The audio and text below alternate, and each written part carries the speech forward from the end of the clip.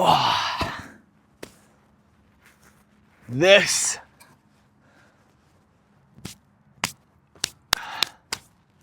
is freedom.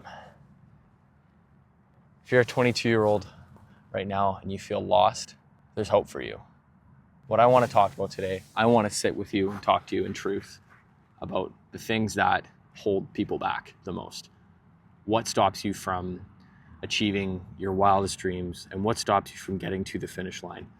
The hope is to provide as much value as I possibly can in my limited experience as someone who's about to leave their 22nd year going into 23, and reason with you on how to live a joyful and happy life. 4 things that hold people back when they're young.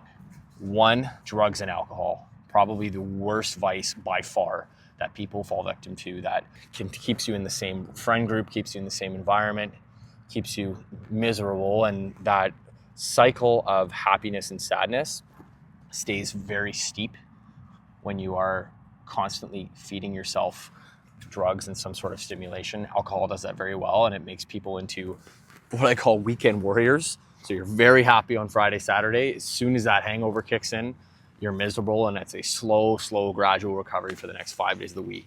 I'm speaking to you as someone who lived through that and knows that is not a permanent solution. That is a temporary setback in the long game of what we call life. Cut out drugs and alcohol. You will thank me, but you're going to thank yourself later, more importantly. Number 2, and this is one I don't think as many people are expecting, but online gambling. If you're a man over the age of 20, over 50% of men currently have an online gambling account in North America. That industry went from $2 billion in 2021 all the way to $30 billion at the last consensus of statistics in the US and Canada in 2026. There's a huge push to push people into online gambling and to get especially young men spending money that they don't truthfully have. It's a terrible vice. It's a terrible disease. It's to the point where I'm seeing creators, I'm seeing influencers that are being paid $20,000, $30,000 to have partnerships with Stake, Bet99, Bet365, all these online casinos that are finding different ways to essentially manipulate and tap into your psyche. You want to take risk? I did a video on this too. You want to take risk? Start a business. Get into entrepreneurship. You're craving that risk factor, and why does it feel so attractive when your buddy goes up to you and says, I'm running a 6-leg parlay and I want to see if this hits? It's the risk factor, but you're playing by someone else's rules, and these ideas that you think are in your head, they're not yours. Someone else, and the news does this very well, they will essentially take 2 ideas and they will not draw a conclusion and allow you to draw a conclusion. If you create the idea in your head, it is impossible to get rid of. Let me give you an example. You watch the news and you see 45-year-old woman murdered in her home last week. In that same article, a bystander says that they saw the husband and wife arguing a few days ago, and that's all they leave it. Everyone draws that conclusion. Oh, I know what happened. The husband killed the wife. That's exactly what happened in that story. But you thought that up. They didn't go on the news and say specifically that this person is the top suspect. That's exactly what's going on here. They're giving you 2 different adjacent ideas, and they're letting you connect the dots and essentially thinking that it's your idea, and it's not. It's higher levels of manipulation. It's MK Ultra there's a huge files that were released on that in the US and in the early 2000s, and basically mental thought experiments. How can we manipulate the masses? And I'm speaking to you as someone who continually fights against this. Number 3, explicit content, pornography. It's god awful. It's absolutely fries your system. Like, you're a man or a woman, you want a future husband or wife someday. Ask me if you want that person watching explicit content. No, you don't. I'm going to answer for you. You do not. I certainly do not. I know how toxic and how terrible that can be. It is certainly not an easy vice to break. One of the best things that I saw for this, and this is the value I'm going to provide here, is create a group. There's apps now where Your phone will detect if you open certain websites or you open certain platforms, and it will send a screenshot and notification to every other person in that group chat. You want to get accountable, you want to get serious, be accountable to yourself, but be accountable to all these other people too. The last thing people want is to share a very uncomfortable secret with everyone else. Cut that out. It's terrible for your mind. It fries your ability to be in relationships. Not a solution. Number 4, video games. This was probably my worst vice of them all. I loved games. I was perpetually on top of that. All of my friends loved the same games. It became this competitive nature, and it was actually built into our societal structures as children. As for me, it was very relatable. Everyone was working towards the same goal. You could track progress. Depending on how good you are at some game, the status within the friend group changed because you were the best at said game and you were able to play that really well and provide value. Guys, all of that is great, but it's not great when you're doing something that gives you no outcomes. You put that headset off, and of course there's an exception to the rule if you're a streamer and you built a multi-million-dollar platform on top of that. That's not what I'm saying.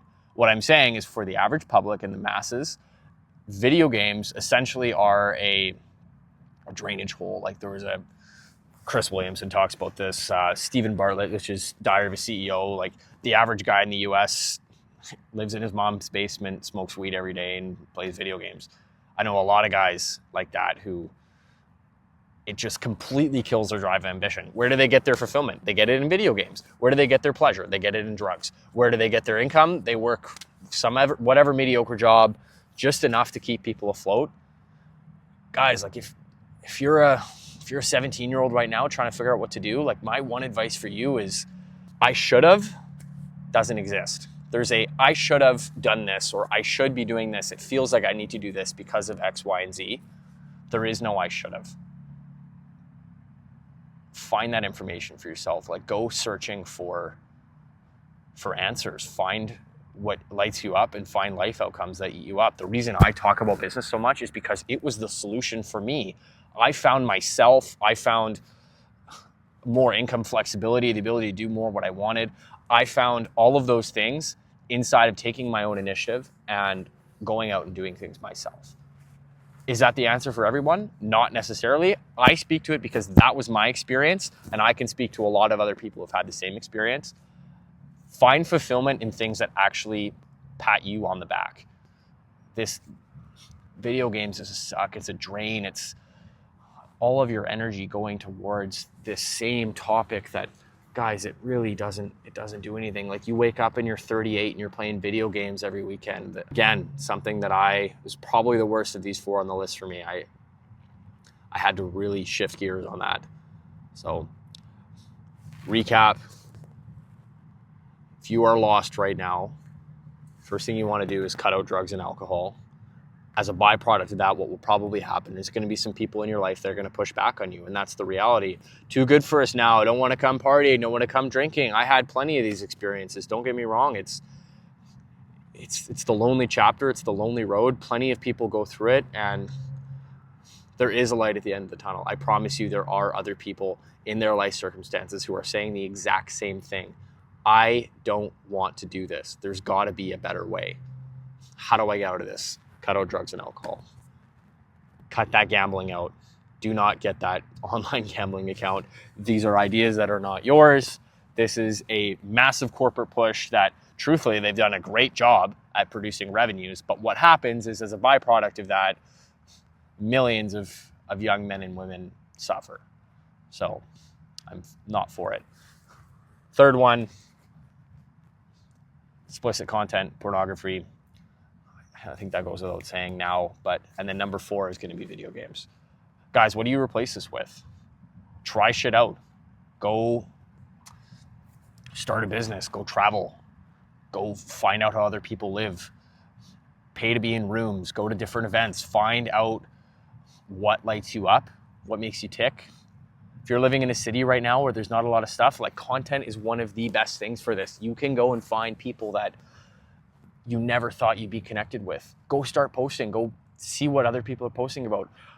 a lot of the people I talk to, especially in the content space, like, it feels daunting, but just reach out, send that message, because all of them have been in your position at one point where they didn't have the life outcomes to support what they currently wanted. Their dreams were bigger than their current life situation. They were dreaming above their environment. Talk to these people. There's a innate good human desire to help a brother out, help a friend. You just got to put yourself out there. You're never going to find it if you continue to sit on your phone and drain that time away on those other 4 things. Like, I could talk about social media all day, but everyone talks about social media, so we're gonna focus on that.